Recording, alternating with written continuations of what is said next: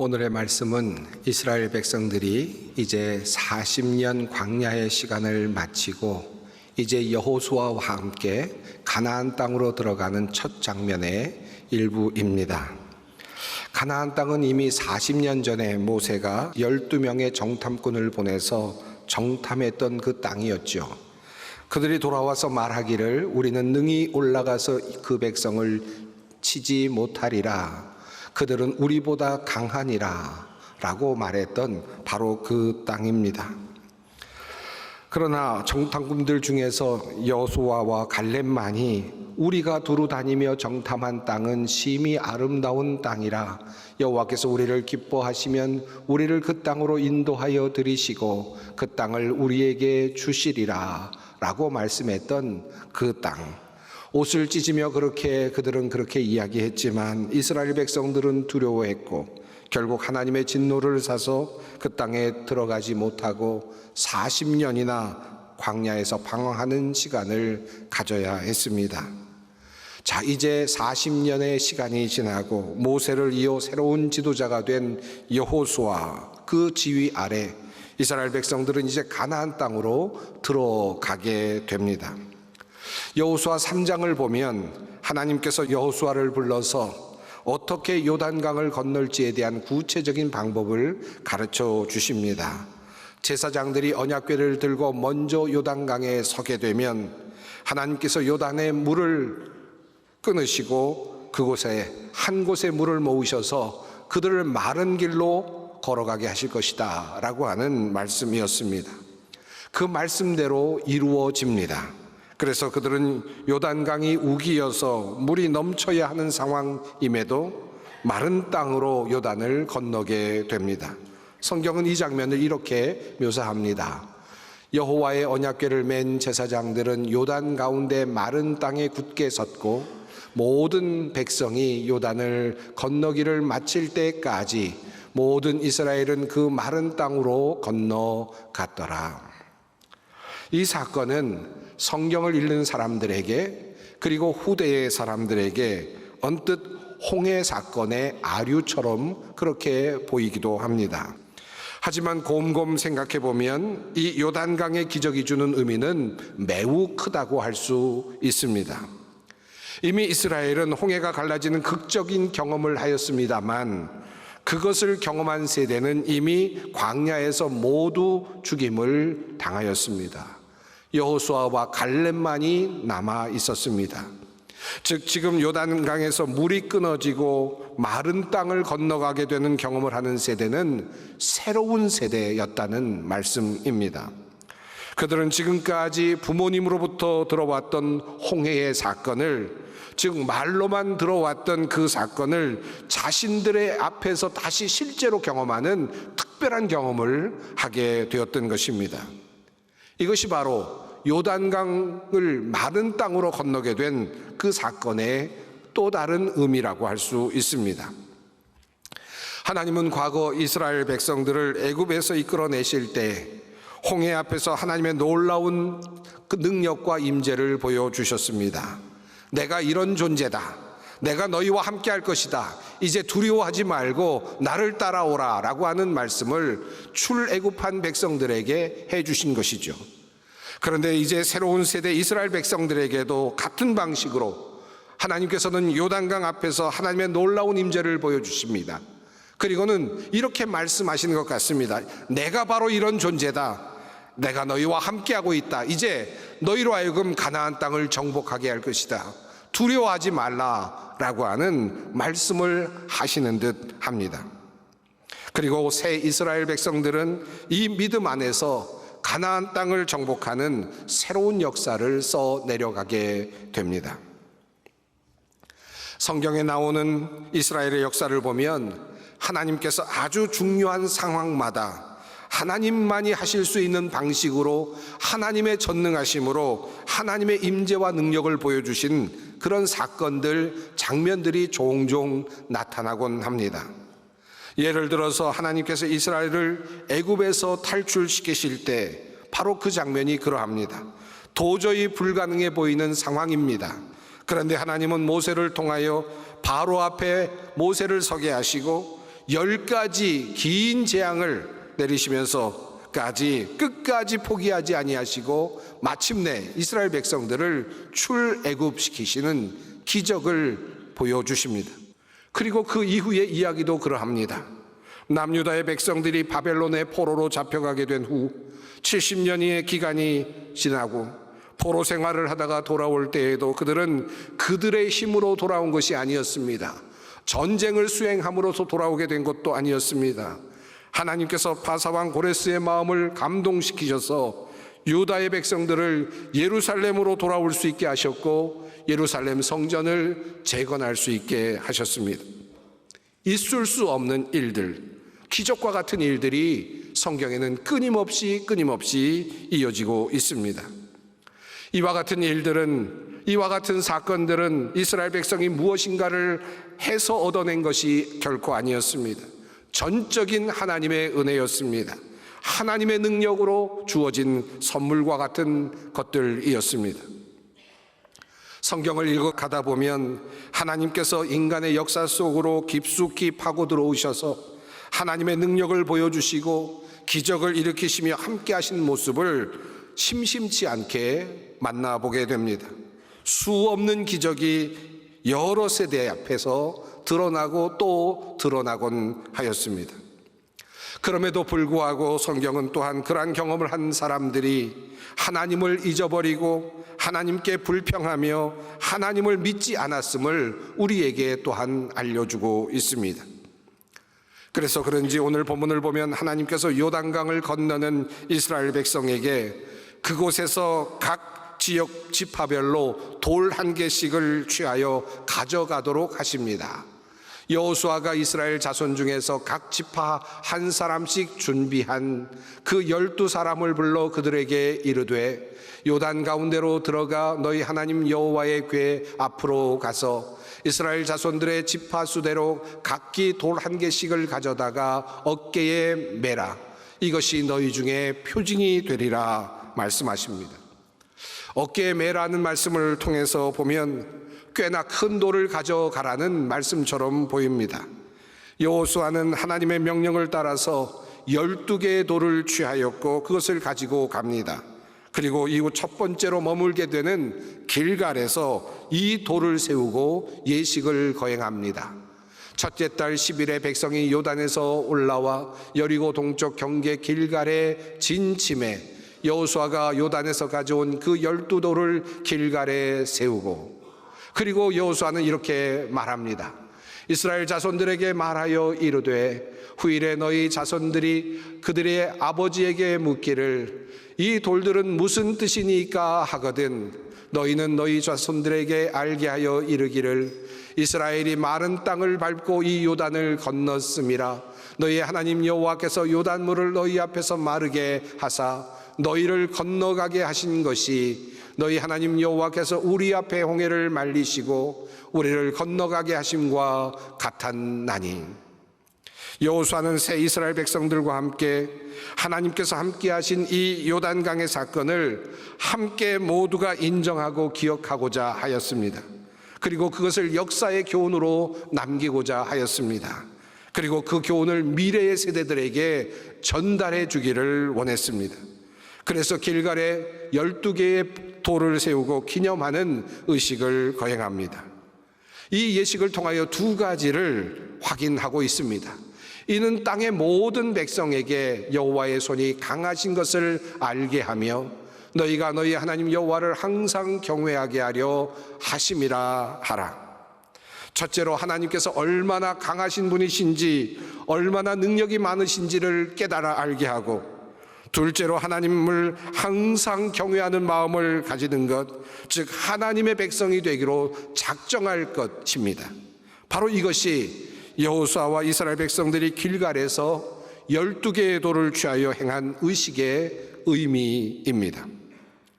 이 모든 과정을 조금 간단하게 다시 한번 정리하면 이렇습니다. 하나님은 때때로 이스라엘 백성들에게 하나님의 전능하심과 돌보심을 나타내 보여주셨습니다.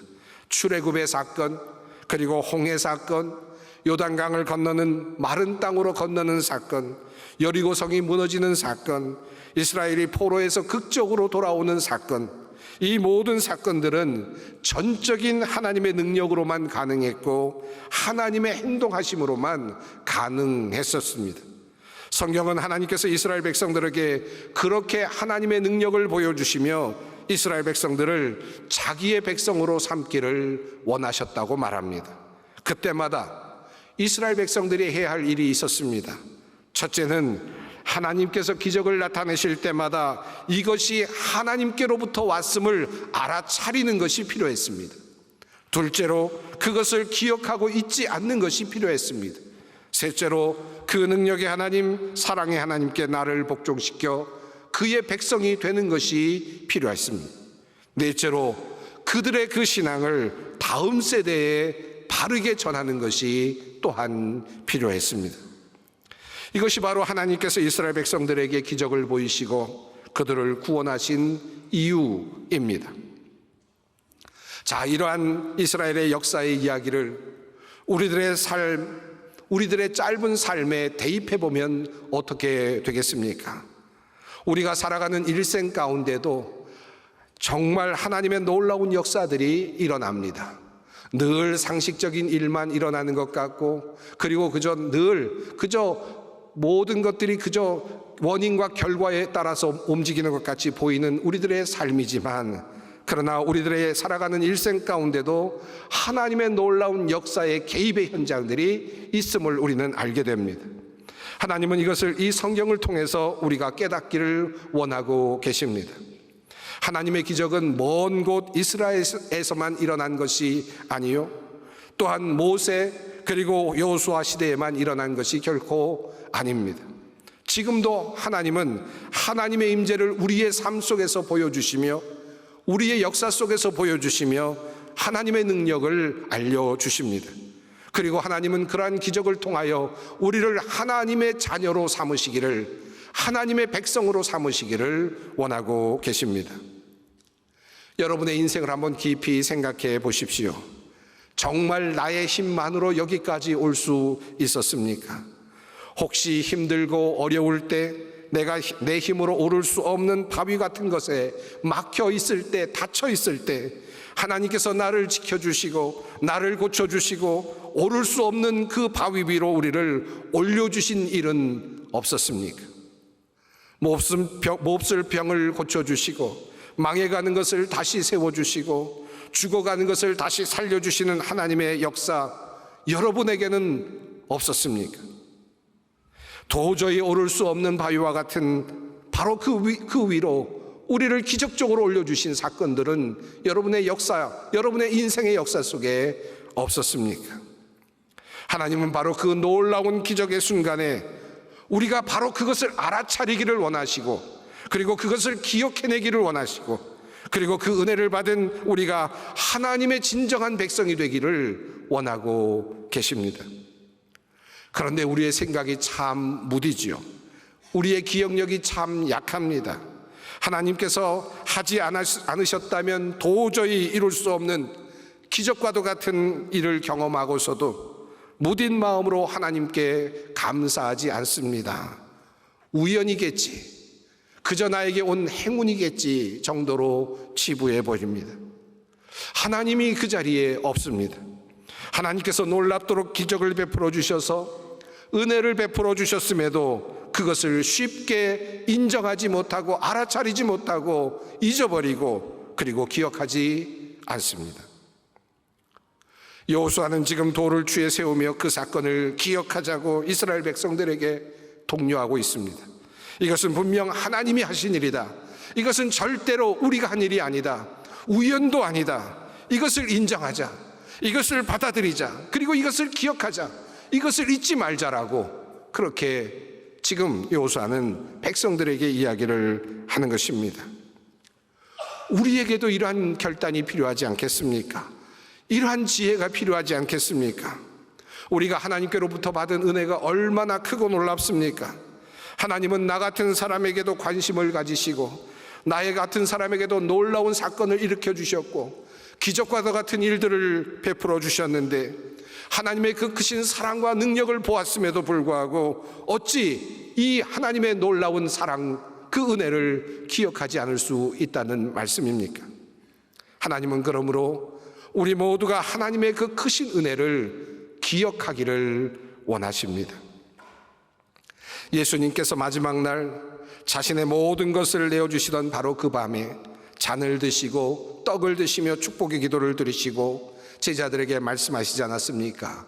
이것을 행하여 나를 기념하여라. 이 말씀의 뜻이 무엇이겠습니까? 죽음의 공포로 떨고 있는 우리들, 죄의 저주 안에서 벗어나지 못하고 있는 우리들에게 그것으로부터 벗어날 수 있는 기적적인 일을 지금 예수님께서 이루어 가시면서 내가 지금 너희에게 무엇을 하여 주고 있는지 기억하라 라고 하는 말씀이셨습니다. 너희의 힘으로는 도저히 벗어날 수 없는 죄의 문제, 너희의 힘으로는 도저히 벗어낼 수 없는 사망의 문제에서 내가 너희를 해방시켜 주려고 십자가를 지고 부활의 길을 간다고 말씀하시는 것입니다. 이것을 행하여 나를 기념하라 라는 말씀의 뜻입니다. 그러면 우리는 성찬을 받을 때마다 예수 그리스도를 통하여 이루어 주신 그 기적적인 구원을 기억합니다. 그리고 감사합니다. 그리고 하나님의 백성이 된 것을 다시 한번 확증합니다. 사랑하는 성도 여러분, 여러분에게도 이런 기적이 있었습니까? 한 번도 없었을까요? 혹시 알아차리지 못한 것은 아닙니까? 하나님께서 나에게 베풀어 주신 은혜를 깊이 다시 생각할 수 있는 오늘 우리가 되기를 바랍니다. 오늘 우리는 우리나라가 일제강점기에서 해방된 날을 기념하며 예배를 드리고 있습니다. 꼭 80년 전의 일입니다. 여호와께서 시온의 포로를 돌려보내실 때에 우리는 꿈꾸는 것 같았도다. 그때 우리 입에는 웃음이 가득하고 우리 혀에는 찬양이 찼었도다. 그때 문나라 가운데서 말하기를 여호와께서 그들을 위하여 큰 일을 행하셨다 하였도다. 오래전 이스라엘 백성들이 포로에서 해방되어 고향으로 돌아오면서 불렀던 이 환호처럼 우리도 이 노래를 부르며 기쁘게 해방의 날을 맞았었습니다. 이 경험이 우리 한국 그리스도인들에게는 정말로 놀랍고 그리고 기적적인 경험이었습니다. 나라가 망해가던 시기 1880년대쯤에 이 땅에 복음이 들어왔습니다. 하나님을 알게 된 백성들이 나라가 망해가는 것을 보면서 안타깝게 하나님께 부르짖기 시작했습니다. 날마다 기도했습니다. 새벽마다 기도했습니다. 나라의 독립을 염원하며 기도하며 간구하였습니다. 물론 인간적으로도 나름 노력하지 않은 것은 아닙니다. 많은 그리스도인들이 3.1 운동에 참여하였고 독립운동도 함께 전개하였습니다. 많은 그리스도인들 중에서 자기의 재산을 내어놓아서 독립운동에 함께 지원했던 사람들도 많았습니다. 만주에서 임시정부를 만들고 독립을 위해 싸운 사람들 중에 그리스도인들도 상당수 있었습니다. 미국 등지에서 독립을 위해 애쓴 사람들도 있었습니다. 하지만 우리에게 온 이 해방 독립은 우리의 노력과는 전혀 관계없는 곳에서 이루어졌습니다. 어떤 광복군들의 어떤 전진이나 또는 전투에서의 승리로 이루어진 것이 아니었습니다. 그야말로 선물처럼 우리에게 주어졌습니다. 일본이 패망하며 이 나라는 독립된 국가가 될 수 있었습니다. 그것은 우리 믿는 사람들에게는 하나님의 은혜였습니다. 세상 사람들은 세계사적인 변환 속에서 일어난 그저 어쩌다 일어난 결과라고 말할지 모르지만 우리 그리스도인들에게 이 사건은 기적이요, 우리 그리스도인들에게 이 사건은 기도의 응답이요 하나님의 은혜였습니다. 우리는 민족의 해방과 독립에 하나님께서 개입하셨음을 고백하며 그것을 알아차리고 그리고 그것을 기억합니다. 그래서 우리는 오늘도 이렇게 감사의 예배를 드리고 있는 것입니다. 저는 아마도 이번에 8.15 광복 80주년 기념 행사가 이 나라의 여러 곳곳에서 열릴 것이지만 아마도 교회만큼 이 역사적 의미를 분명히 알고 감사와 감동으로 드리는 기념식은 아마도 다른 곳에서는 없을 것이라고 생각합니다. 우리는 이 해방이 어디에서부터 왔는지를 분명히 알고 있기 때문입니다. 이후에도 하나님의 이 땅을 향한 놀라운 기적과 섭리는 이어졌습니다. 6.25 전쟁이 발발했지만 유엔의 안보리에서 대한민국을 지원할 수 있도록 결의가 이루어지게 된 것도 기적적인 사건이 아닐 수 없었습니다.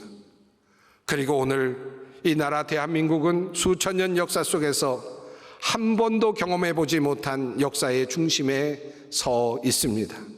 세계 강대국과 어깨를 나란히 하며 모든 백성에게 존경과 사랑을 받으며 기대를 받으며 살아가고 있습니다. 기적이 아니고 무엇이겠습니까? 우연일까요? 그저 행운일까요? 하나님의 은혜가 아니고 무엇이겠습니까? 우리 그리스도인들은 이것을 압니다. 아니, 알아차려야만 합니다. 하나님께서 함께 하셨습니다. 하나님께서 우리와 함께 하십니다. 이 믿음이 필요합니다. 그리고 이 사실을 절대로 잊지 말아야 합니다. 나라의 사정이 어렵다고 불평하시는 분들이 많습니다. 미래가 어둡다고 걱정하시는 분들도 많습니다. 경제 사정이 위태롭다고 염려하시는 분도 많습니다. 이 나라가 어떻게 되지 않을까 걱정하는 분들도 꽤 많습니다. 그러나 우리는 믿습니다. 광복의 역사 속에 나타나신 하나님, 그 하나님께서 이 나라를 지켜주실 것입니다. 여호수아는 말합니다. 하나님께서 요단을 마른 땅으로 건너가게 하시며 기적을 보여주신 이유는 땅의 모든 백성이 주님의 능력이 얼마나 강하신가를 알도록 하고 우리가 영원토록 주 우리의 하나님을 경외하도록 하려는 것이다. 광복 80주년을 맞으며 우리에게 주신 하나님의 은혜를 다시 생각합니다. 기억합니다. 그분이 얼마나 크고 강하신 분이신지. 그리고 80년이 되었지만 잊지 않습니다. 하나님께서 하셨고 그리고 하나님께서 오늘도 이 나라를 지키십니다. 우리가 주님 앞에 기도할 때 우리 거룩한 백성들의 기도를 주님은 들으시고 이 나라를 이끌어 주실 것입니다. 이 믿음으로 힘을 내어서 주님을 섬기고 또 나라를 위해 일하는 주님의 귀한 백성들 되시기를 간절히 바랍니다.